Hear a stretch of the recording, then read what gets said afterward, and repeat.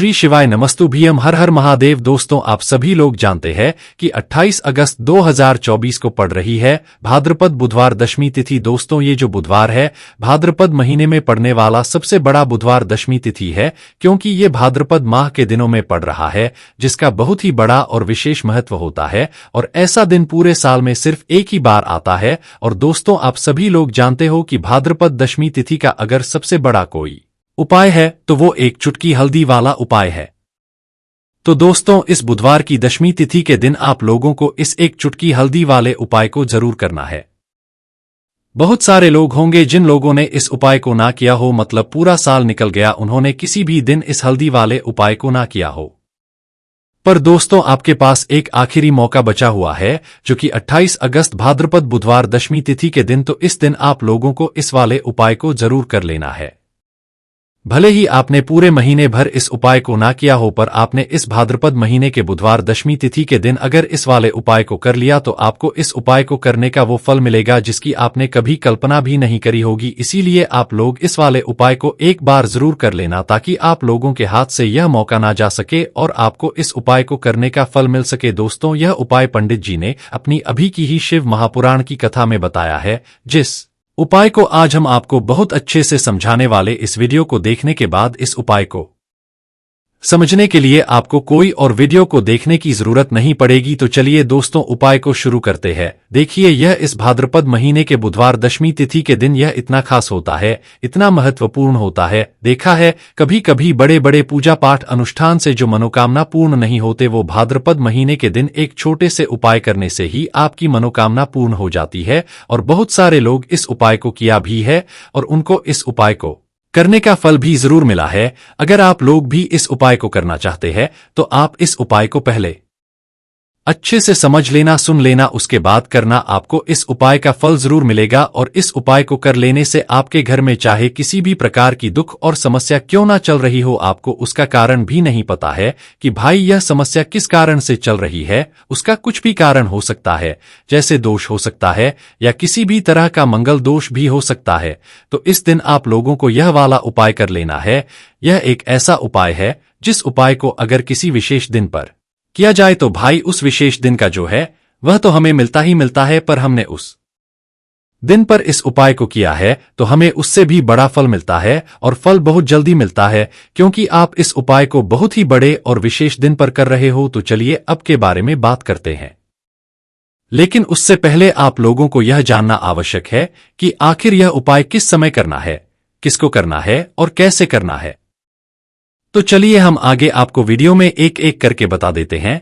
इसीलिए इस वीडियो को बिना भगाए अंत तक देखिएगा, ताकि इस उपाय को करने के बाद आपका भाग्य प्रबल हो जाए, आपके नवग्रह आपका साथ देना शुरू कर दें, आपके घर की बरकत हो, आपके घर की उन्नति हो और भगवान भोलेनाथ का आशीर्वाद हमेशा आप पर बना रहे।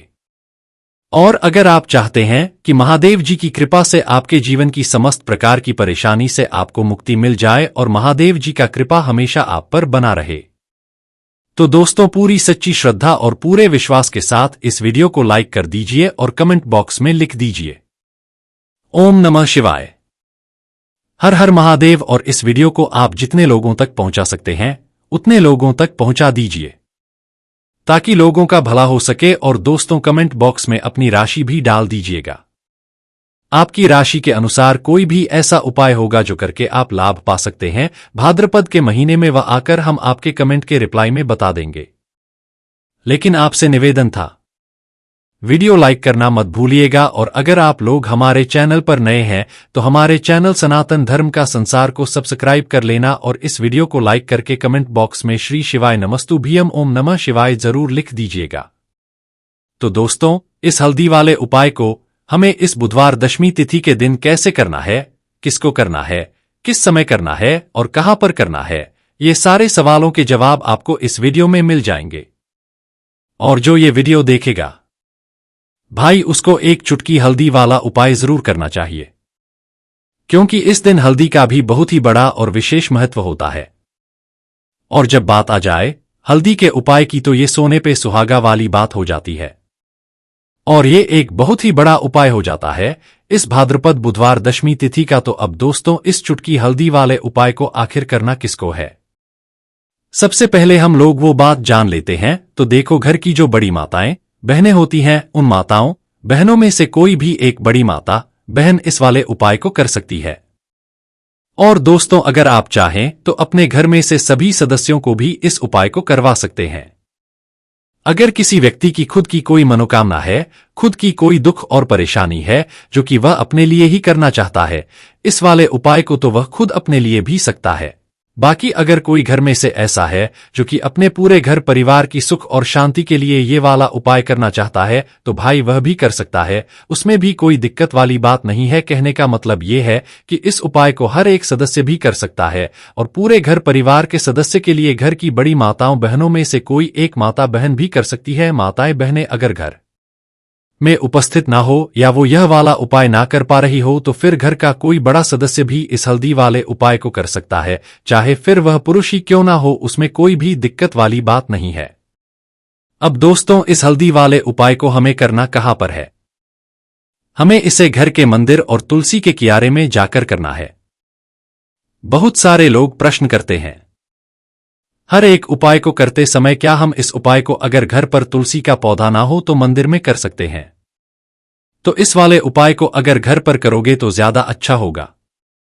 अगर मंदिर में तुलसी का पौधा है और वहां करोगे तो भी कर सकते हो इस वाले उपाय। उसके बाद में दोस्तों, जो अगला प्रश्न निकल कर आता है वो ये आता है इस उपाय को लेकर कि आखिर इस उपाय को हमें किस समय करना है, सुबह के समय करना है कि शाम के समय करना है? तो देखो, इस वाले उपाय को आप लोग सुबह के समय भी कर सकते हो और शाम के समय प्रदोष काल में भी कर सकते हो। अब अगर आप पूछो कि भाई सबसे उत्तम समय कौन सा रहेगा इस एक चुटकी हल्दी वाले उपाय को करने का, तो हम आपसे बस यही कहेंगे कि इस उपाय को आप शाम के समय करेंगे तो ज्यादा होगा। बाकी अगर सुबह के समय भी करेंगे तो भी अच्छा होगा, उसमें कोई भी दिक्कत वाली बात नहीं है।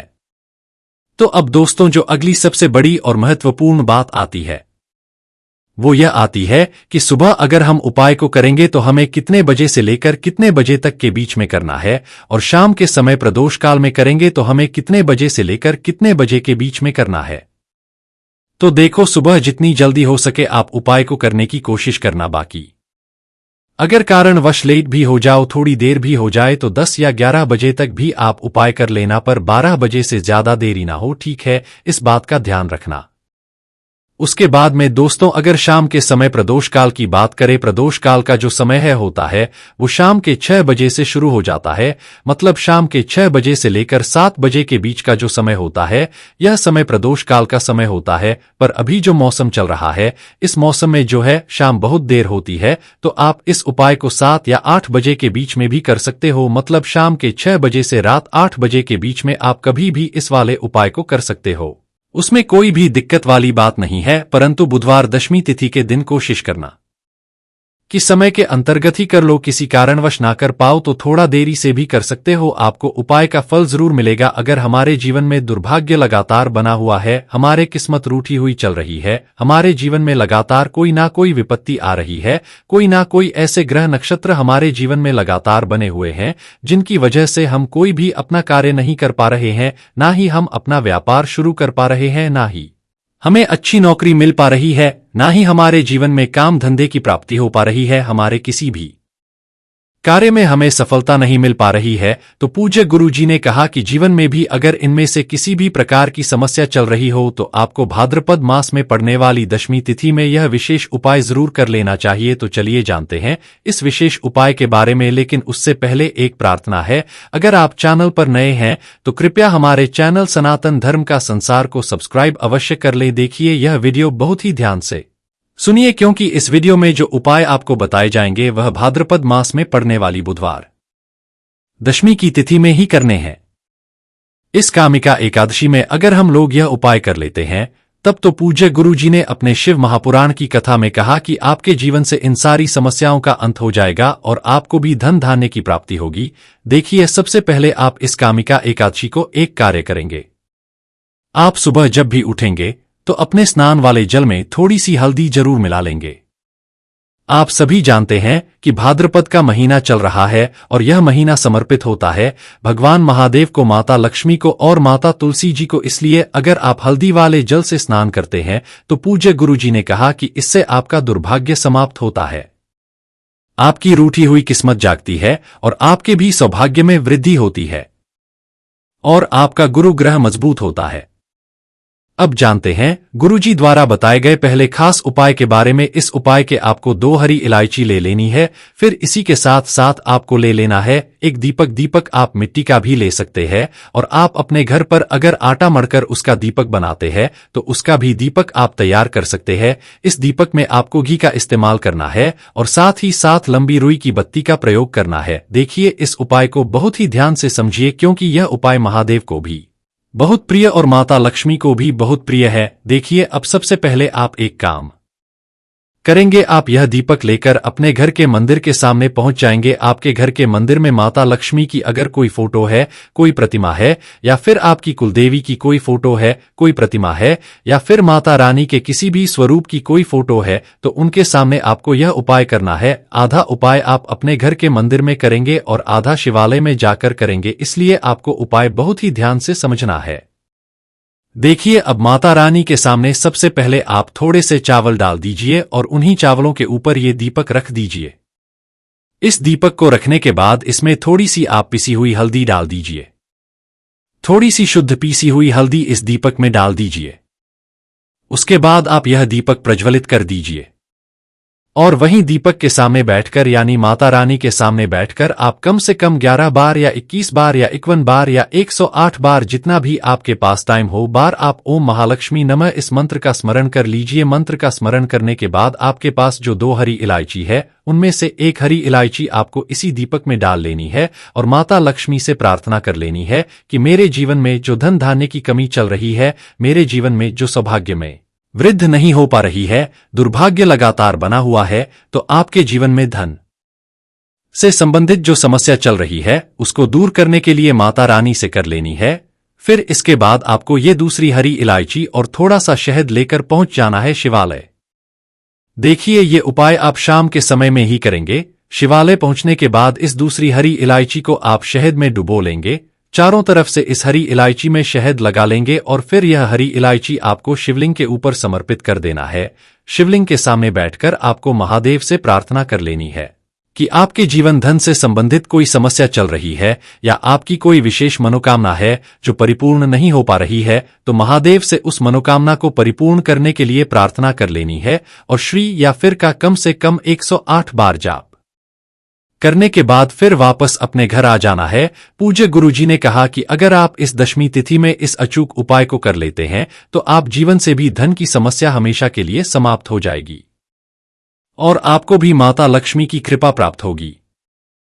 अब इसके बाद बात करते हैं गुरुजी द्वारा बताए गए दूसरे खास उपाय के बारे में। देखिए, इस उपाय के लिए आपको 1 लोटा जल ले लेना है, फिर इसी के साथ आपको ले लेना है थोड़ा सा गुड़। आप 1 टुकड़ा या 2 टुकड़े गुड़ के ले लीजिएगा और इस गुड़ को इस 1 लोटे जल में डाल लीजिएगा। फिर इसी के साथ को थोड़ी सी पीसी हुई शुद्ध हल्दी ले लेनी है, 1 या 2 चुटकी शुद्ध पीसी हुई हल्दी ले लीजिएगा और इसको भी इसी 1 लोटे जल में डाल लीजिएगा। अब आपका ये 1 लोटे जल का मिश्रण तैयार हो गया। इस 1 लोटे जल को लेकर आप पहुंच जाएंगे अपने घर पर जो माता तुलसी का पौधा है उसके सामने। अगर आप अपने घर की छत पर माता तुलसी का पौधा रखे हुए हैं तो वहां पहुंच जाएगा और ये 1 लोटा जल माता तुलसी के पौधे में आपको समर्पित करते हैं और ओम नमो भगवते वासुदेवा या फिर ओम महालक्ष्मी नमः इन दोनों में से किसी भी एक मंत्र का लगातार स्मरण करते जाना है। धीरे धीरे जल समर्पित करते जाइए और इन दोनों में से किसी भी एक मंत्र का कम से कम 11 बार या फिर अधिक से अधिक 108 बार जाप कर लीजिए। फिर वहीं तुलसी जी के पौधे के सामने बैठकर आपके जीवन में जो धन धान्य से संबंधित समस्या चल रही है